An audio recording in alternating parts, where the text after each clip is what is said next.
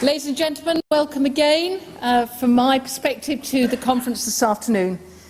In a few minutes, it's going to be my absolute pleasure to invite Douglas Carswell, UKIP's MP in the House of Commons, to address you.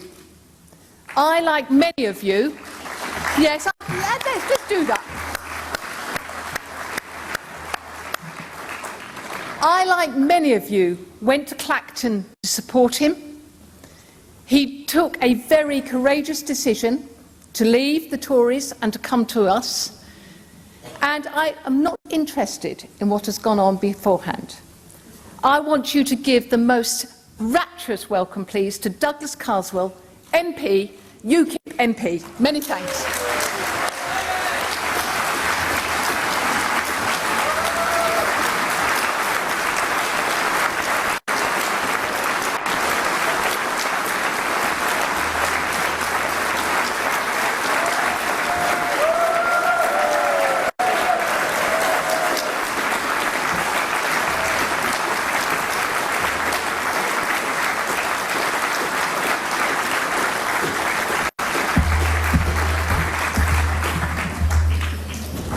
Thank you for that warm introduction. The referendum victory on June the 23rd wasn't the Conservative Party's victory. It wasn't Labour's victory. It was our victory.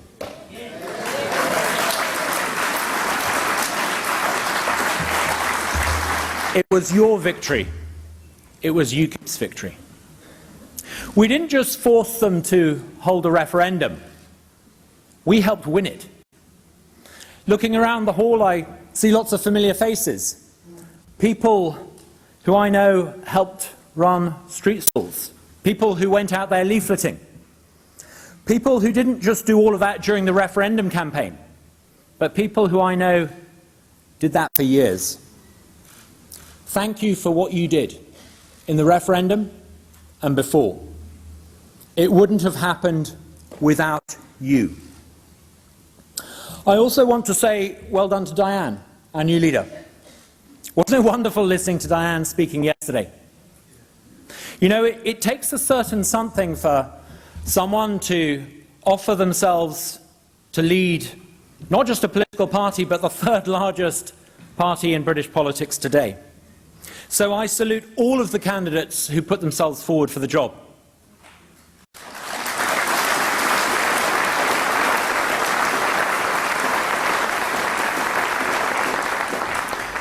The membership has now spoken and made a clear choice. We must now all rally behind Diane.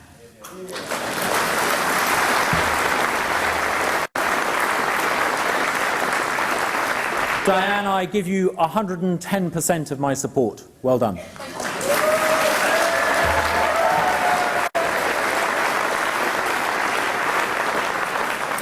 It's been a great year for our party. A few years ago, the experts in Westminster, they said we were never going to get a referendum. David Cameron and George Osborne were adamant it wouldn't happen. It did. The experts in Westminster said that the Leave side could never win. At times, it felt like the entire weight of the government machine was against us. Not just Downing Street, but the so-called expert economists, the central bankers, the corporate bankers, the lobbyists, the CBI. George Osborne had drawn up a long list of experts ready to tell us to come to heel. They formed a long line, or as Barack Obama put it, a queue, to tell us what to do.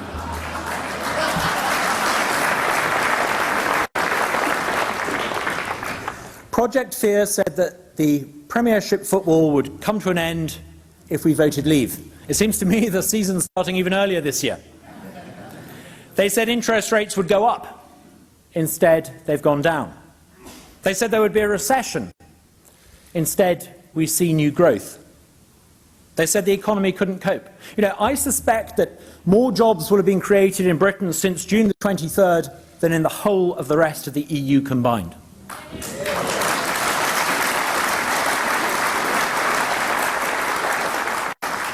We won despite having the system rigged against us. And UKIP can keep on winning despite having the system stacked against us. Nowhere is the system rigged more against us than it is in Westminster. Sitting on those green benches, I often find myself surrounded by 50-something Scottish nationalist MPs. 56 of them, I think. We got 3 times more votes than they got at the last election. And yet there are 50 of them. And only 1 UKIP MP. How can that be fair? The SNP and the Lib Dems get to ask questions at Prime Minister's question time. I'm sometimes lucky if I get called to speak at all. We got more votes than the Lib Dems, than Plaid Cymru, the Ulster Unionists and the Green Party combined.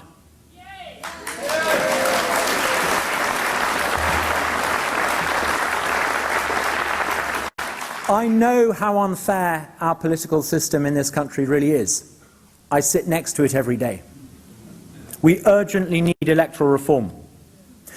We need to make those in Parliament more accountable to their constituents. In Suffolk, the neighbouring county for us North Essex folk, people voted overwhelmingly to leave the EU. Yet every single Suffolk MP supported to remain. Across the country, only a tiny handful of principled, patriotic, and frankly in many cases wonderful Labour MPs supported leave. The rest, the overwhelming majority of them, voted to remain. Michael Gove famously once described the education establishment in this country as being the blob. I tell you, the real blob in Britain is sitting in the House of Commons.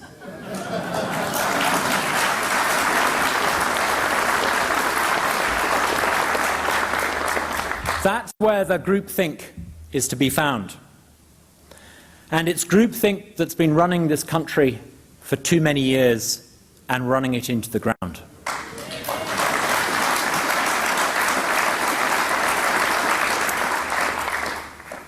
We're beating the group thinkers on Europe and on immigration. My job in Parliament is to offer an alternative voice where the blob has got it wrong. We need an alternative to those in Westminster who all agree that billions of pounds of overseas aid should be spent as a government-to-government subsidy. We need an alternative to the coalition of the comfortable who can't see what's wrong with cutting benefits from ordinary people while they increase handouts to the banks. Quantitative easing is a fancy way of saying benefit handouts for corporate bankers.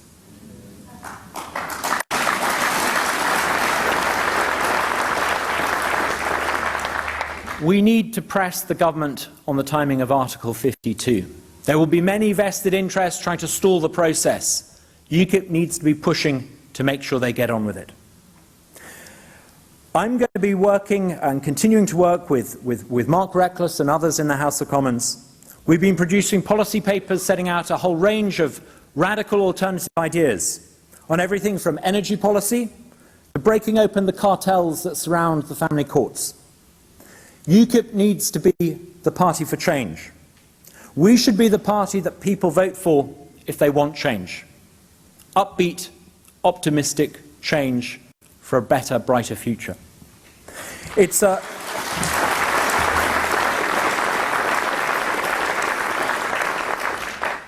an enormous honour to call myself a member of this great party. I'm looking forward to working with Diane and with Team UKIP. Thank you.